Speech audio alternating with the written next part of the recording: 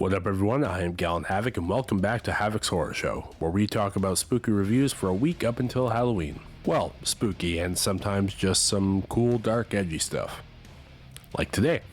Now, I'm a huge comic book fan, so what better superhero to do a Halloween review on than my second favorite Marvel superhero, Ghost Rider. The 2007 film, that is, starring Nicolas Cage. Now, I know what you're thinking, collective groans and all, but I'll be honest, I love this movie. Is it a guilty pleasure? Absolutely. Which is why I'm doing this review, but with a twist. I'm gonna pit it against its less than stellar sequel, Spirit of Vengeance, which I feel actually deserves the hate it got.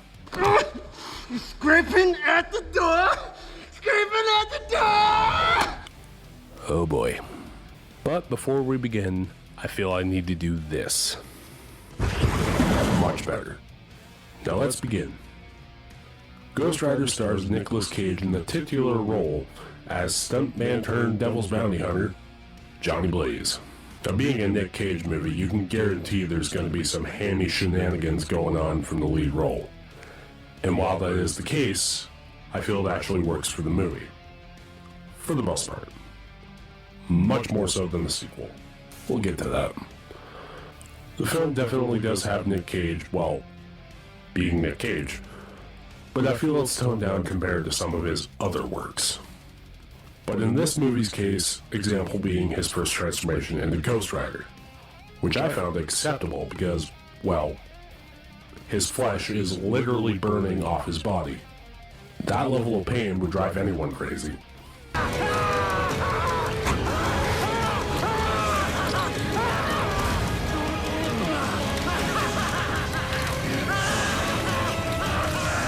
Not to mention the old trope of first transformation is always the most painful. The movie also stars Eva Mendes as Roxanne Simpson, Johnny's love interest, Wes Bentley as the main villain Blackheart, the late great Peter Fonda of Easy Rider fame as the Devil's Marvel equivalent Mephisto confirmed, and the legendary Sam motherfucking Elliott as the Caretaker, aka Carter Slade, aka Ghost Rider, aka Phantom Rider, to hardcore fans of the comics. That's a lot of AKAs. So as you can see, the cast is as studded as Ghost Rider's jacket. Now if you ask me, the highlights of the cast are the two veterans, Fonda and Elliott. Fonda literally evokes the aura of an evil supernatural entity who delights in making deals with mortals. A lot of the scenes he's in, he literally carries with his presence alone. Well, I've always been here, Johnny. All along. Phoenix, Denver, Houston. It was you, keeping me alive. No, Johnny. It's all you. You're the best. And I'm your greatest fan. Sam Elliott is pretty much the same, because let's be real here, his voice alone demands respect. Any man who's got the guts to sell his soul for love, got the power to change the world. Plus, I feel having him as that old, wise spirit who turns out to be an older rendition of the hero just fits so well. Especially during the reveal scene that he is, in fact, Carter Slade, the Ghost Rider who started the plot of the movie. That whole sequence was just so good. Speaking of, the adaptation from the comics to this particular movie is exceptionally faithful. There's actually so much in the movie they got right, with a few liberties. Now, like all superhero films, the audience is obviously here for the scenes with the titular hero. When he gets his sick-ass bike and the jacket and gloves for his classic look, so good. Seriously though, look at that thing of beauty. And that was an actual bike made for the movie. I want it. However, I do feel like every Ghost Rider segment almost always has one drawback. I find the fight scenes in this movie are extremely misused. I know the whole point was to show Ghost Rider as this unstoppable force, but these guys, the hidden, literally are one and done, and they're meant to be biblical fallen angels. The only ones who put up any semblance of a fight are Abigor and Wallow, but even they're just swept aside pretty much. It's not until the final throwdown with Blackheart and his final form Legion where an actual fight ensues. And even that feels, I don't know, mediocre. I will say though that the scenes with the penance there are satisfying. save for goth Rebel Wilson being there for some reason. I do love the one at the end where Legion absorbs all those souls, which proves to be his downfall. And that chase scene with the cops, that was awesome to see, with him riding up and down the building, not to mention flipping the bird. And like I said, the whole Carter Slade segment with Spider-Bait's cover of Johnny Cash's Ghost Riders in the Sky was awesome.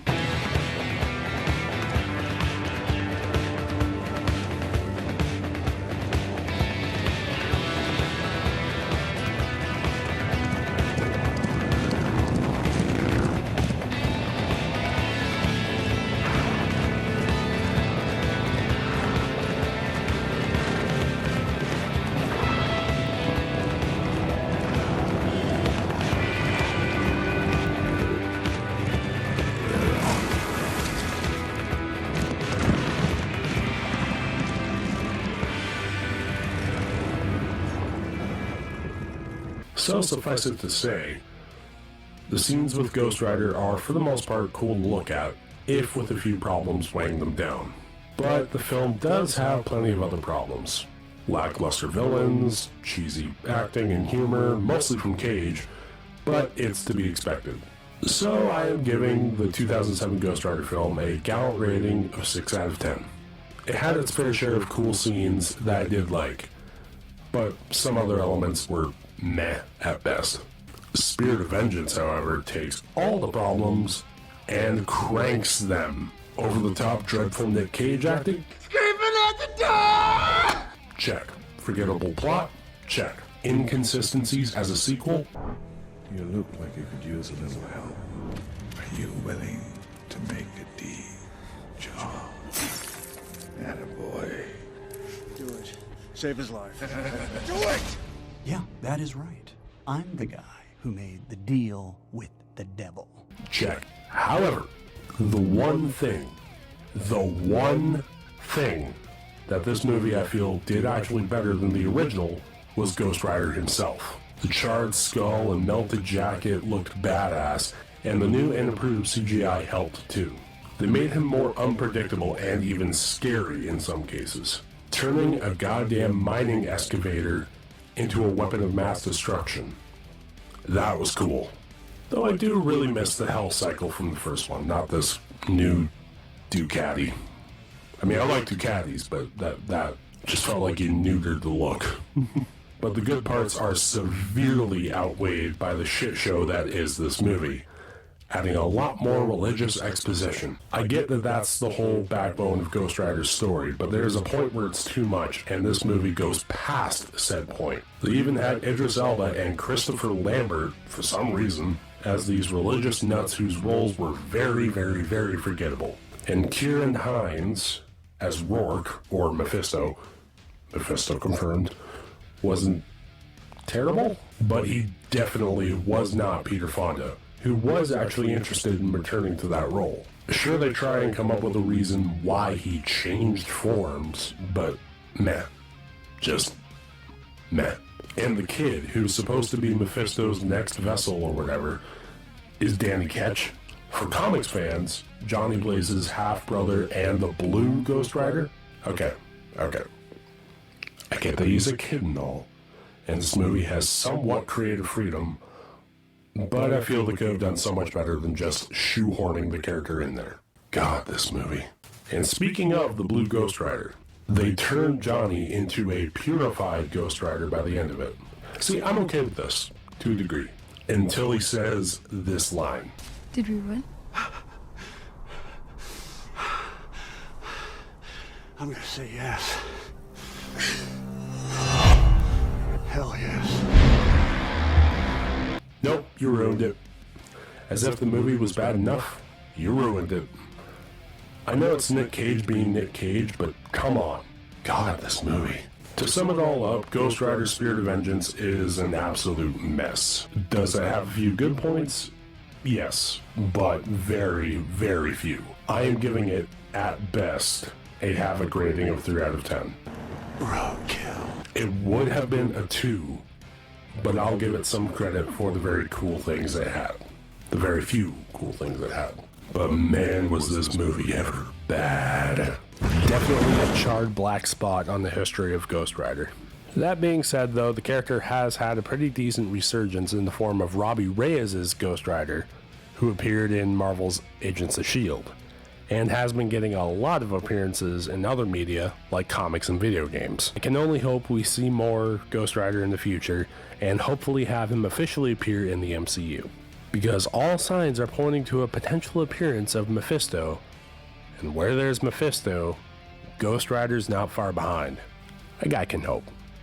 As I did say, Ghost Rider is my second favorite Marvel superhero, first being Wolverine. Anyway guys, that pretty much wraps up this episode of Havoc's Horror Show. In the meantime, folks, I am Gallon Havoc, and I'll see you in the next one.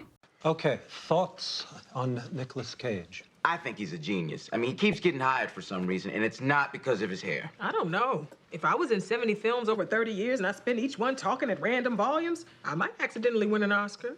I think our opinions about pop culture are fed to us by machines designed to criminalize human autonomy. Good one. Dear God. Okay. Go, stand back. Give him space.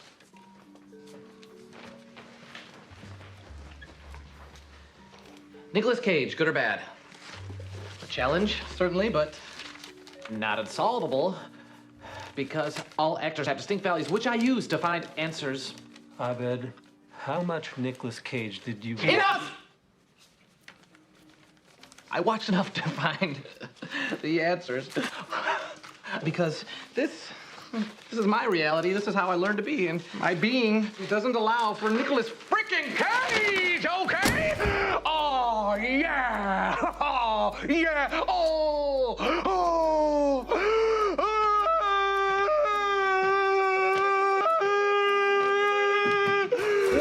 Oh, I'm a cat. I'm a sexy cat. Oh,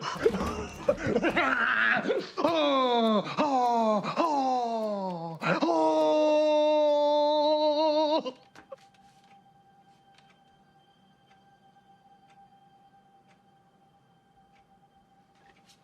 Ahmed, think of something safe, like Holly Hunter or Don Cheadle.